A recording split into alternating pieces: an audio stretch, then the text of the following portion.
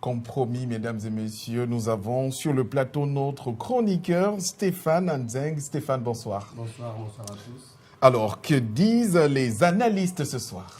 Alors, ce soir, nous allons démarrer les chroniques des analystes avec un personnage qui aime vraiment parler de lui ou faire parler de lui. Ça tombe bien, on va en parler. C'est monsieur Alain-Claude Billié-Binzé, que j'aime appeler parfois aussi Alain-Claude Billié-Binzé, parce qu'il y a un Y dans son nom. Alors, d'abord, Alain-Claude Billié-Binzé n'est pas que Billié-Binzé.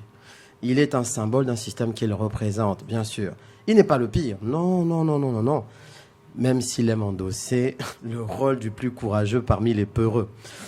En vérité, ceux qui lui ressemblent aiment se cacher derrière sa fougue pour espérer qu'il brûle avant eux. Vous voyez un peu? C'est ça, Alain-Claude Billié-Binzé. Mais plus loin encore, Billié-Binzé est convaincu d'être toujours le meilleur par l'illusion de cette hypocrisie. Ensuite, Billié-Binzé n'est pas le diable. Non, il ne faut pas le dire. Il y en a qui le diabolisent, ça ne sert à rien du tout. D'abord, parce que par définition, le diable n'est pas un être humain. C'est totalement normal. Même si certains êtres humains ont des comportements diaboliques. Ensuite, parce que Billié-Binzé n'a pas que des défauts. Ah non, comme tout être humain, il a des qualités. D'ailleurs, sa qualité principale est très exactement de savoir exploiter les défauts d'autrui pour exister. Puisqu'il est un personnage public et politique de surcroît, il faut savoir scruter, analyser, décortiquer ses défauts pour savoir à quoi s'attendre de sa part, pour savoir dans quel trou il peut mener les adeptes éventuels de sa religion et pour comprendre ce qui peut se cacher derrière son éventuel projet de société, en tant qu'homme politique, bien sûr. Cela doit d'ailleurs être fait pour tous les hommes politiques, pas que M. Alain-Claude Billié-Binzé. Après analyse à 360 degrés, nous avons dégagé quelques défauts qui seront illustrés par des pièces à conviction. Défaut numéro 1, Billié-Binzé, le super menteur. Suivons cette première pièce à conviction. Vous savez, toute disparition humaine est tragique. S'agissant en plus d'une population gabonaise qui n'est pas si élevée que cela. C'est toujours une tragédie. Mais en réalité, des informations que j'ai reçues du ministre de l'Intérieur, c'était un mort. Ce n'est pas deux, c'est un mort. 29 décès, donc 23 clairement identifiés avec des noms. Le lendemain de l'attaque, des journalistes français ont pu tourner à Libreville. Dans les morgues, des Gabonais tués par balle. Dans les rues, des cérémonies mortuaires improvisées et des femmes qui pleurent en apprenant la mort de leurs proches. Nous avons contacté une douzaine de familles de victimes. Toutes confirment les affirmations de l'enquêtrice. Son rapport a été transmis à la Cour pénale internationale. C'était un mort, ce n'est pas deux, c'est un mort. Lorsque le site a été visé, bombardé, qu'est-ce que vous avez à répondre à cela? Vous savez, ce site n'a pas été bombardé. Il faut rappeler les faits. Il n'a pas été bombardé. C'est une manipulation, c'est une désinformation. Aucun journaliste ne peut apporter l'élément sonore, visuel d'un site bombardé.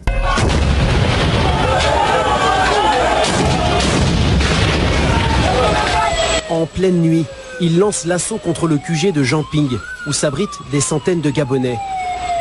Et c'est ces balles-là qui ont fait cet impact. Vous voyez ici, il y a des balles là. Tous ces impacts-là.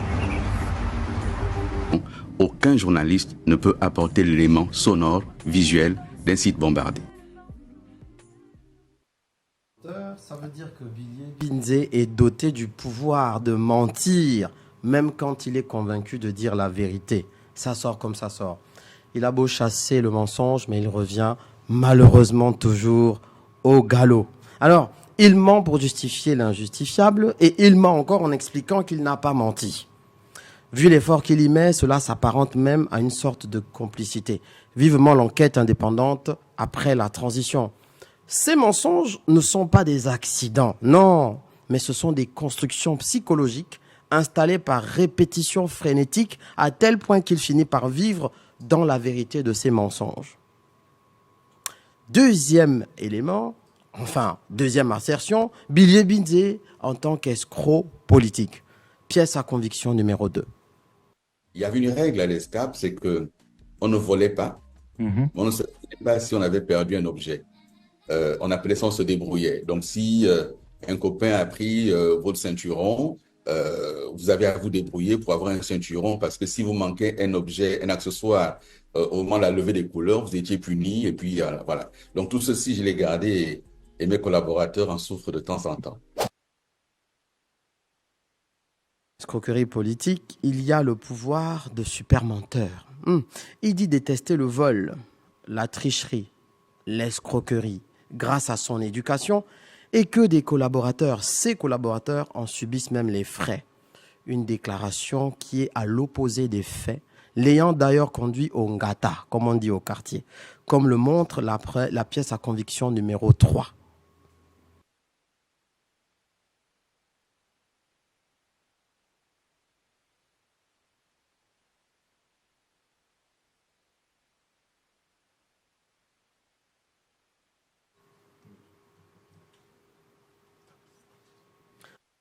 Résumé, il n'aime pas le vol, il déteste l'escroquerie, mais tout juste sorti du gouvernement, il prend un véhicule chez un vendeur, paye avec un chèque sans provision, mais c'est encore lui qui joue les costauds face au pauvre vendeur qui finira par l'envoyer au Niouf. Cette fémania de droit commun se mue en fémania politique puisque les deux reposent exactement sur le même fond. C'est exactement ce que l'on retient de son passage à la tête du ministère de l'Énergie, comme le montre la pièce à conviction numéro 4.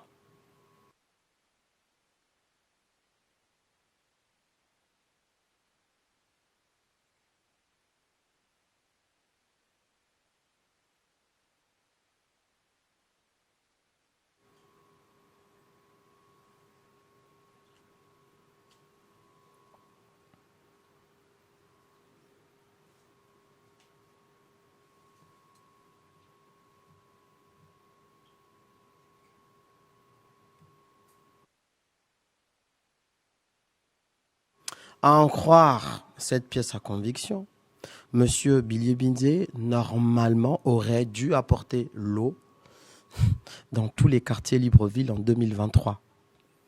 Qu'en est-il aujourd'hui? Les populations souffrent, ont soif.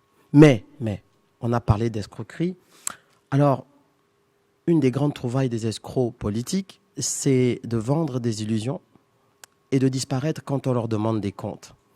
Quand on appelle au numéro de M. Bilye Binze, numéro politique, je ne parle pas bien sûr d'appel téléphonique, quand on demande des comptes, il est aux abonnés absents.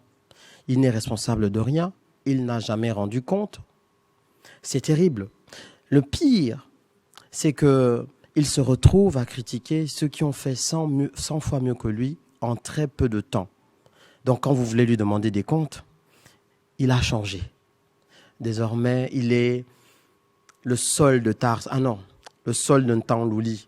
Il a changé sur le chemin de Damas où il a rencontré l'ombre de Jésus. Il n'est plus le même. Il est devenu un Bilye Binze nouveau. Alors, c'est ce qu'on appelle typiquement le Bear Sarl politique par excellence. Troisième assertion.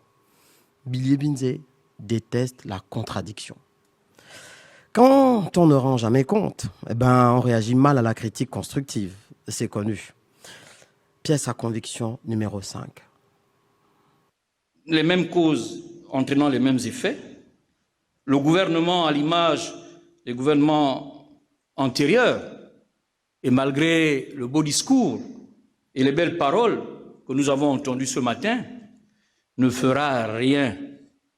Ce discours restera un chapelet de bonnes intentions démagogiques et politiciennes, puisque le Premier ministre ne nous a pas fait le bilan. Il parle au futur alors que le passé est imparfait. Donc, sauf à dire que c'est Madame l'ancien Premier ministre qui était l'élément bloquant, et comme elle est partie, curieusement, à nos yeux émerveillés, le gouvernement va brutalement se mettre au travail. Ce dont je doute fort, ce n'est pas l'arrivée de quelques ministres qui changera certainement les choses, quelle que soit la valeur de ces derniers. En effet, je pense qu'aujourd'hui, les Gabonais sont fatigués de ces éternelles promesses. Le parlementaire Akouré Davin faisait des remarques sur le fond. Mais à la mine de Bilye Binze, on peut voir qu'il a été touché. Et son petit cœur l'a poussé à répondre sur ce qu'on appelle l'argumentum ad hominem, l'attaque personnelle, pièce à conviction numéro 6. Mais la Constitution de 1991 que vous avez évoquée, lorsque des révisions ont été apportées, vous êtes resté au PDG, vous ne l'avez pas quitté. Et vous avez continué au PDG sans l'avoir quitté. Il n'est pas cohérent en 2023 de dénoncer ce qu'on a soutenu depuis 1993. La cohérence. Vous voyez, on attaque la personne au lieu de répondre sur le fond que développe la personne. Ah oui, en passant, tiens, celui qu'on va désormais appeler le Sol de Ntaonlouli, hein, vu qu'il a vraiment fait le chemin de Damas, enfin, je l'espère pour lui, mais je ne crois pas du tout, nous gratifie d'une bombe comme lui seul a le secret. Pièce à conviction numéro 7. La vérité, c'est qu'il n'existe aucun article dans la Constitution qui traite de la transparence électorale. La vérité, elle est celle-là. C'est que la modification n'avait pas vocation à traiter des questions électorales. Ce n'est pas la vocation de la Constitution. Donc la loi fondamentale n'a pas vocation à traiter de ce qui est fondamental en matière de démocratie. Mais en fait, on se pose la question, où est-ce qu'il va en venir? Il veut dire quoi? Mais qui peut développer un argumentaire aussi tordu? En réalité, Bilye Binze ose tout. C'est d'ailleurs à ça qu'on le reconnaît. En conclusion, Bilye Binze ne laisse pas indifférent. Soit il abuse des faiblesses des adeptes de sa religion. Bon, on a eu une petite illustration tout à l'heure, si vous l'avez remarqué, Madame Annie Léa Meillé, que je salue, a fait la démonstration de contradiction apportée par Bilye Binze, c'est-à-dire qu'elle a démontré qu'il y avait plus de morts que ce qu'il a dit.